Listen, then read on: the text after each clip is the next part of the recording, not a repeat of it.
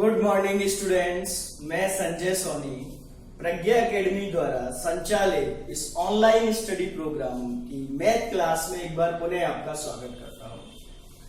Students, all are you ready for study? Yes और no? Yes.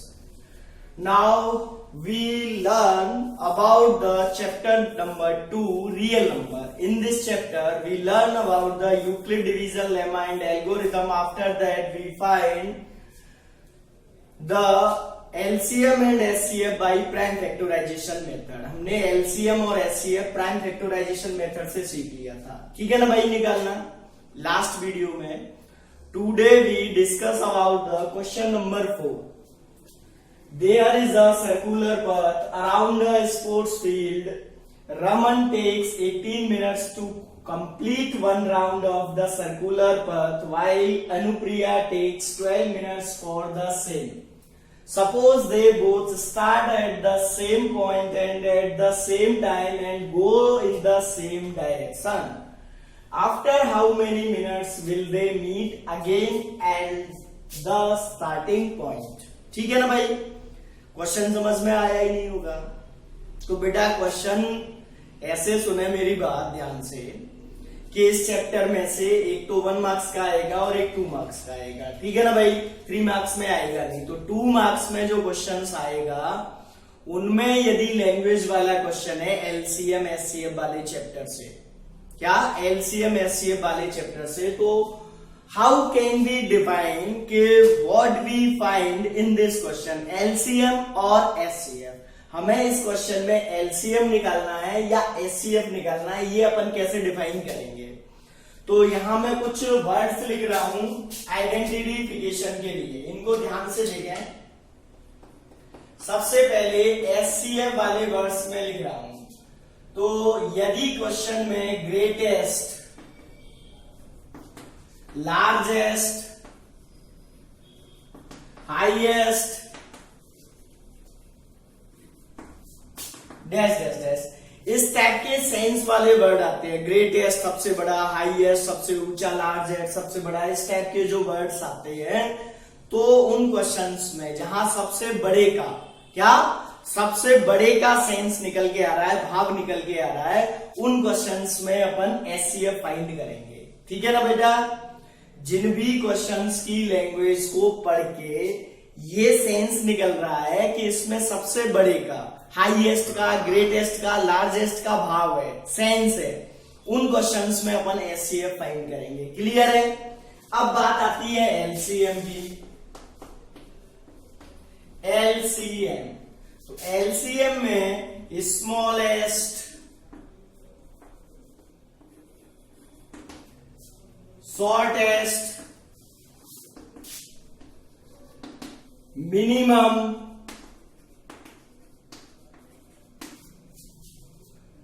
Smallest, shortest, minimum, lowest,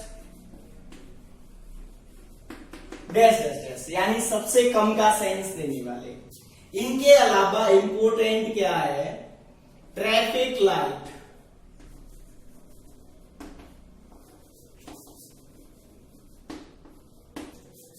ring bell और round circular path. Traffic lights वाला question है कि there are 3 traffic lights, they are light after, red light after 10 second, green light after 15 second and yellow light after 18 second, then how will they light at same time? यानी एक light 10 second बाद जलती है, एक 15 second after, एक 18 second after. तो वो एक साथ यदि 7 बजे जली है, 7 o'clock पे एक साथ जली है, तो अब दोबारा कब जलेंगी? या बजने वाली बेल है, अलार्म बेल है, क्या अलार्म बेल है, रिंग बेल है, घंटियां हैं, बजने वाली चीजें हैं. तो एक हर 10 मिनट बाद, एक 12 मिनट बाद, एक 15 मिनट बाद, तो एक साथ कितनी देर में बजेंगी? इस टाइप के जो क्वेश्चन है, या सर्कुलर कोई ट्रैक है, उसके चारों तरफ अपन को चक्कर लगाने हैं। 2 बंदे हैं या 3 बंदे हैं, 3 बंदे चक्कर लगा रहे हैं, तो निश्चित तौर पे तीनों की स्पीड अलग अलग होगी। कोई किसी टाइम पे लगाएगा, कोई किसी टाइम पे, कोई किसी टाइम पे, तो ये आपस में एक बार पुनः कब मिलेंगे? एक साथ एक ही स्टार्टिंग पॉइंट पे। इस टाइप के जो क्वेश्चंस आएंगे उनमें अपन एलसीएम फाइंड करेंगे। अब यहाँ पे भी क्या हो रहा है? सर्कुलर पथ अराउंड द स्पोर्ट्स फील्ड। यहाँ पे भी सर्कुलर पथ है। क्या है बेटा? सर्कुलर पथ। तो अपन क्या फाइंड करेंगे? एलसीएम। इस तरीके से अपन ये आइडेंटिफिकेशन के मैंने कुछ वर्ड्स लिखे हैं। इसके अलावा इन क्वेश्चंस में कभी कभी वो पूछता है, रिमाइंडर वाले क्वेश्चंस पूछता है। फाइंड द लार्जेस्ट नंबर या greatest number that which divides and leaves remainder. तो ध्यान से सुनना, जिन क्वेश्चंस में एचसीएफ निकालना है, क्या? एचसीएफ यानी ग्रेटेस्ट या लार्जेस्ट या हाईएस्ट वर्ड्स आ गया और उसमें रिमाइंडर दे रखा है, रिमाइंडर गिवन है, तो हम रिमाइंडर को पहले नंबर्स में से माइनस कर लेंगे, उसके बाद एचसीएफ फाइंड करेंगे, ठीक है ना। जबकि एलसीएम वाले क्वेश्चंस में मान लो हमें एलसीएम निकालना है उस क्वेश्चन में और रिमाइंडर भी गिवन है, तो एलसीएम निकालने के बाद रिमाइंडर ऐड किया जाता है। एलसीएम जिन क्वेश्चंस में we need to find LCM in these type questions we add remainder after finding the LCM. LCM find करने के बाद रिमाइंडर ऐड करेंगे। While the questions in which we need to find SCF, we should subtract remainder first from the given numbers and after that find the SCF of gain new numbers। जो new numbers प्राप्त हुए उनका SCF find करेंगे। पहले SCF को नंबरों में से जो नंबर दे रखे हैं उनमें से माइनस कर लिया जाता है, ठीक है ना भाई। अब इसमें रिमाइंडर वाला कोई वर्ड नहीं आया, तो केवल क्या आया है? सर्कुलर पथ। तो हमें क्या निकालना है? एलसीएम। क्या फाइंड करना है? एलसीएम। ये आइडेंटिफिकेशन वाले वर्ड्स आप कॉपी पे लिख लेना, मैं इधर हटे जा रहा हूं जिससे पिक्चर क्लियर हो जाए, पॉज करके लिख लेना, ठीक है ना भाई, कि इन क्वेश्चंस में एलसीएम निकलेगा, इनमें एचसीएफ निकलेगा। अब देखें कैसे करते हैं इनको अपन।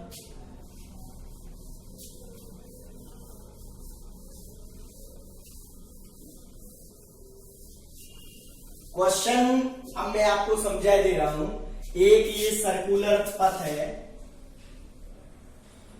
ठीक है ना भाई, और यहां से एक तो रमन है और एक अनुप्रिया है, दोनों इधर दौड़ना स्टार्ट करते हैं, ठीक है ना भाई।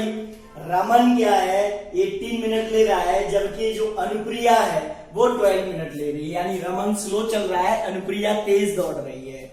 तो ये कह रहा है क्वेश्चन कि ऐसे चक्कर लगाना दोनों ने एक साथ स्टार्ट किया, तो ये तो यहाँ पे 18 मिनट बाद पहुंचेगा, क्योंकि 18 मिनट में कंप्लीट कर रहा है। ये 12 मिनट में ही पहुंच जाएगी, यानी ये पहले पहुंच जाएगी, रमन बाद में पहुंचेगा। तो बाद में पहुंचेगा, फिर दोबारा आगे अनुप्रिया निकल जाएगी, रमन फिर बाद में पहुंचेगा। तो इस तरीके से ये दोनों एक साथ इसी जगह कितने समय बाद मिलेंगे। तो इस टाइप के जो क्वेश्चंस हैं उनमें अपन एलसीएम फाइंड कर रहे हैं। क्या फाइंड कर रहे हैं? एलसीएम। तो यहां देख रहे हैं, चलो इसे बना ही लेने देता हूं।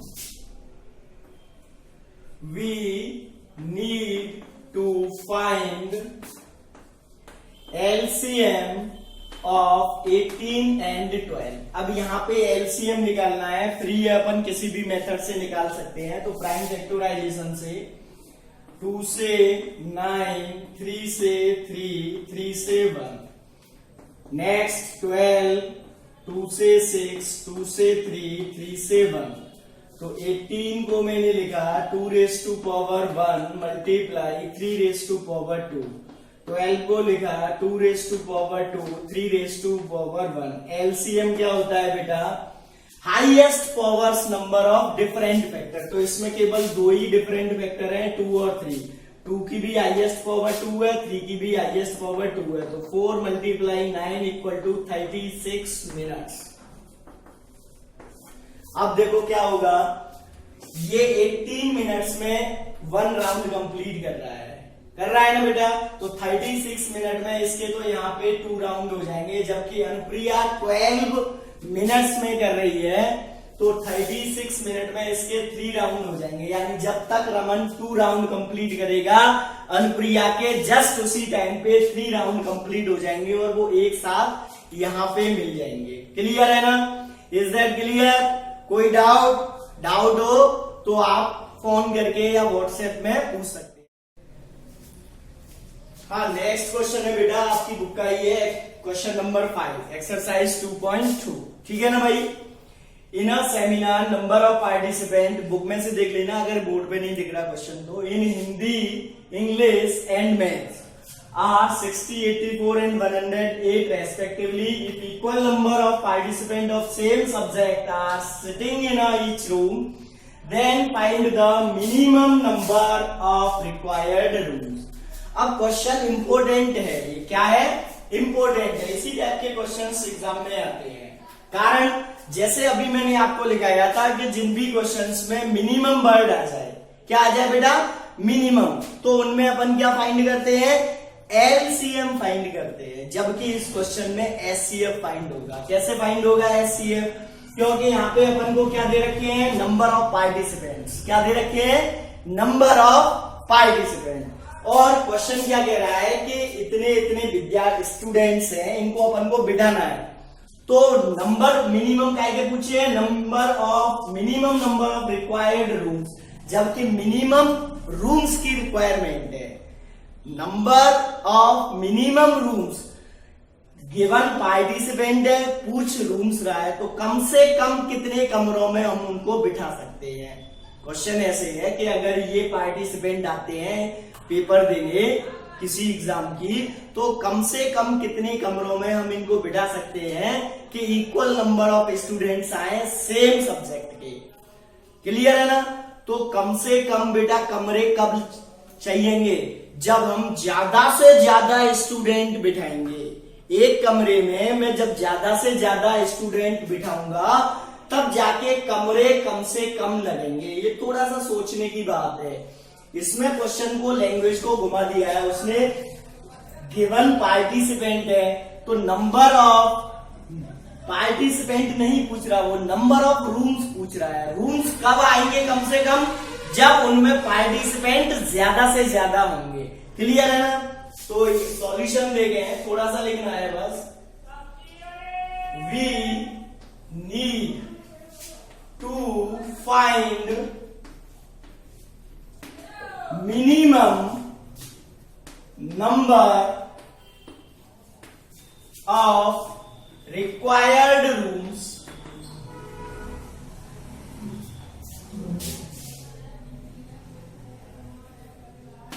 so we need to maximum number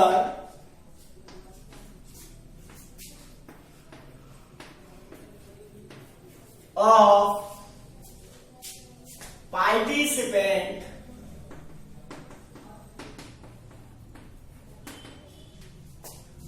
so we need to maximum number of participant that can be sit in a room। समझ में आ गई ना बात? जब हमें कम से कम कमरों की जरूरत है, तो हमें ये भी जरूरत है कि एक कमरे में ज्यादा से ज्यादा पार्टिसिपेंट अपन बैठा है। सो एचसीएफ ऑफ 60, 84 एंड 108, क्योंकि अपन को अब मैक्सिमम नंबर ऑफ पार्टिसिपेंट चाहिए। मैक्सिमम वर्ड आ गया पार्टिसिपेंट का, तो पार्टिसिपेंट ही अपन को गिवन है। तो इसका मतलब मैक्सिमम नंबर ऑफ पार्टिसिपेंट कब होगा? जब अपन इनका एचसीएफ फाइंड करेंगे। समझ में आ गई ना बात? लुक है, एचसीएफ निकालने के लिए मैंने इनके प्राइम फैक्टर्स फाइंड किए। 2 से 30, 2 से 15, 3 से 5 और 5 से 1, 84, 2 से 42, 2 से 21, 3 7 1, ठीक है ना? 108। 2 5 जा 54, 2 से 2 2 जा 27, 3 9 जा 27, 3 3 जा 1। क्लियर। अब यहां पे लिखेंगे अपन 60 equal to 2 raise to power 2 मल्टीप्लाई 3 रेज टू पावर 1 मल्टीप्लाई 5 raise to power 1। 84 equal to 2 raise to power 2 3 raise to power 1 7 raise to power 1 और 108 equal to 2 raise to power 2 मल्टीप्लाई बाई 3 रेज टू पावर 3 1 2 3। क्लियर है ना। So HCF equal to HCF होता है least power of common factor. तो common factor एक तो 2 है और एक 3 है। 2 है 3 है। 2 की लीस्ट पावर 2 ही है, 3 की लीस्ट पावर 1 है। देखो ठीक है ना भाई। तो ये हो गया 4 मल्टीप्लाई बाई 3 इक्वल टू 12। इसका मतलब हम एक कमरे में जब 12 स्टूडेंट बिठाएंगे तो हमें कम से कम कमरों की आवश्यकता पड़ेगी। ठीक है ना भाई। लेकिन हमें यहाँ पे नंबर ऑफ रूम्स निकालने हैं, अभी नंबर ऑफ रूम्स नहीं आए, इसे इरेज करना पड़ेगा। नोट कर लेना बेटा, है ना।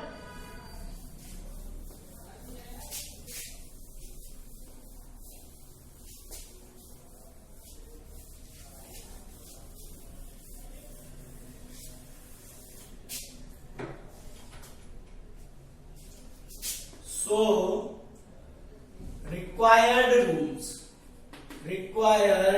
rooms equal to total participant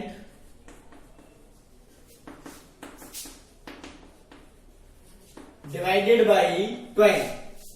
एक कमरे में 12 स्टूडेंट बैठेंगे तो टोटल पार्टिसिपेंट कितने रूम में बैठेंगे, इस टाइप से अपन निकाल देंगे। देखें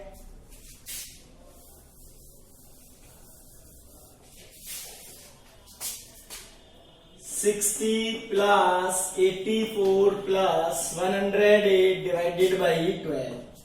तो इनको ऐड किया 8 और 4 12 का 2 1 कैरी 9 और 6 15 का 5 1 कैरी 252 बाई 12 डिवाइड किया 12 2 जा 24 12 बन जा 1 21 रूम्स रिक्वायर्ड होंगे। एक तो इस तरीके से निकाल सकते हैं। ठीक है ना भाई। दूसरा अपन ऐसे भी निकाल सकते हैं। देखें रिक्वायर्ड रूम्स फॉर, सबसे पहले क्या है, हिंदी पार्टिसिपेंट।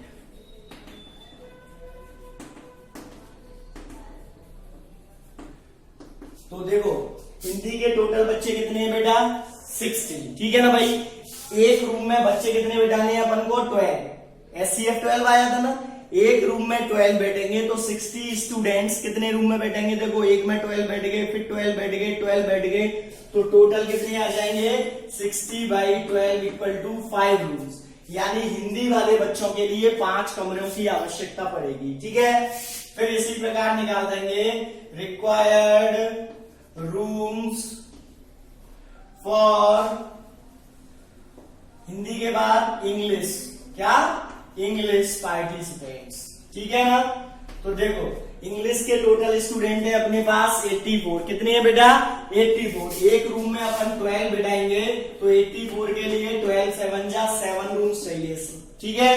फिर ऐसे ही इधर मैथ्स के निकाल देंगे, मैथ्स पार्टिसिपेंट। ठीक है ना भाई। कोई दिक्कत। तो मैथ के कितने हैं 108, 8 में 12 बताएंगे तो 9 आ गए। टोटल रूम्स कितने हो गए 9 और 5 14 और 7 21। ठीक है। यदि वो पूछता है क्वेश्चन में, देखो कई क्वेश्चन बना सकते हैं, ऐसे भी पूछ सकता है कि हर सब्जेक्ट के लिए कितने रूम्स की आवश्यकता पड़ेगी, तो अपन ये निकालेंगे। उसने total minimum number of rooms पूछा है तो 21 हो गए। ऐसे भी 21 निकाल सकते हैं, इनको ऐड करके थोड़ा सा बड़ा हो जाएगा और कोई बात नहीं है। ठीक है ना भाई। कोई डाउट, कितने बच्चे बैठेंगे एक रूम में, 12। क्वेश्चन ये था कि 60, 84 और 108 इस टाइप से बच्चे हैं। 60 बच्चे हिंदी का पेपर देने आए हैं, 84 इंग्लिश का और 108 मैथ्स का। और हमको एक रूम में, हर रूम में बराबर बच्चे बिठाने हैं और एक ही सब्जेक्ट के बिठाने हैं, कि जैसे इस रूम में हिंदी के बिठाने हैं, इसमें इंग्लिश के बिठाने हैं, इसमें मैथ के बिठाने हैं। तो कम से कम कितने, जब अपन ज्यादा से ज्यादा स्टूडेंट, यानी एक ऐसा नंबर चाहिए बड़े से बड़ा जिसका इन तीनों में डिवाइड चला जाए। समझ में आ गई ना बात? तो ऐसा इनका एचसीएफ होता है, वो हो गया अपना 12। इस तरीके से हमारी एक्सरसाइज 2.2 कंप्लीट होती है। नेक्स्ट वीडियो में अपन आगे इर्रेशनैलिटी प्रूफ वाले क्वेश्चंस करेंगे। ठीक है ना भाई? जब तक के लिए